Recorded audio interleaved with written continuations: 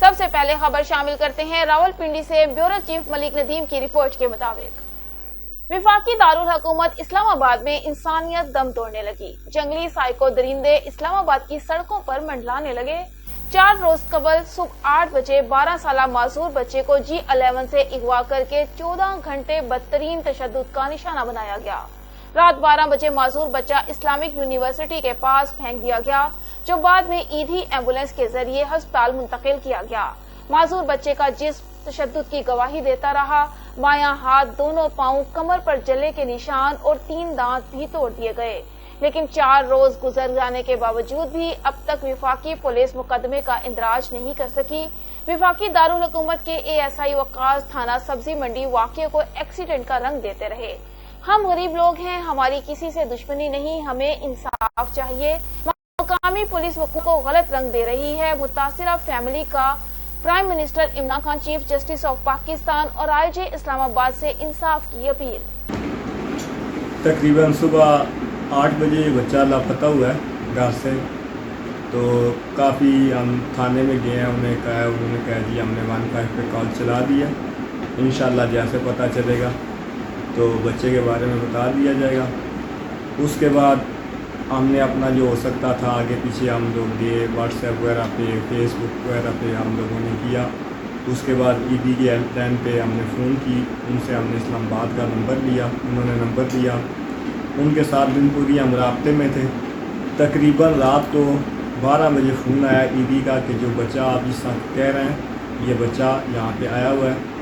جب ہم نے بات کی تو انہوں نے کہا آپ ایسا کریں کہ تھانے سے بچہ آیا، تھانہ سبزی منڈی اسلام آباد سے، آپ ان سے بات کر لیں۔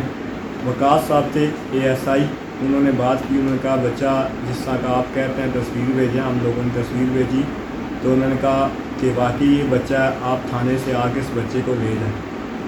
جب ہم گئے وہاں پہ تو ہم نے دیکھا کہ بچہ ہمارا جو تھا زخمی حالت میں تھا، لیکن پٹی وغیرہ ہوئی تھی، اس کی کاغذات وغیرہ اس کے بنائے ہوئے تھے، پولیس والوں نے ٹھیک ہو گیا۔ علاج وغیرہ وقاص صاحب جو تھے انہوں نے سارا کچھ جا کے بچے کا علاج وغیرہ بھی کروایا، دوائیں میڈیسن وغیرہ بھی سب کچھ لے کے رکھا ہوا تھا۔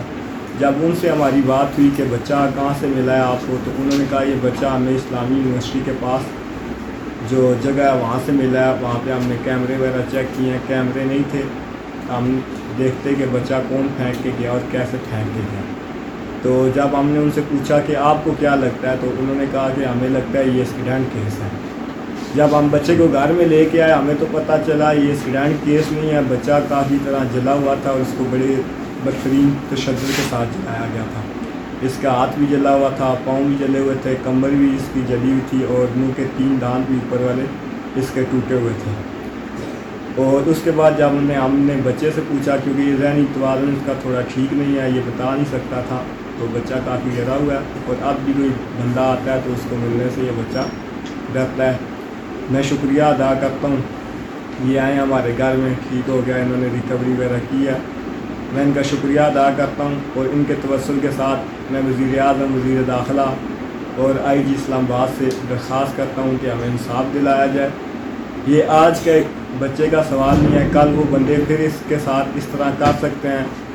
آج ہمیں انصاف ملے گا تو کبھی ایسا نہیں ہوگا۔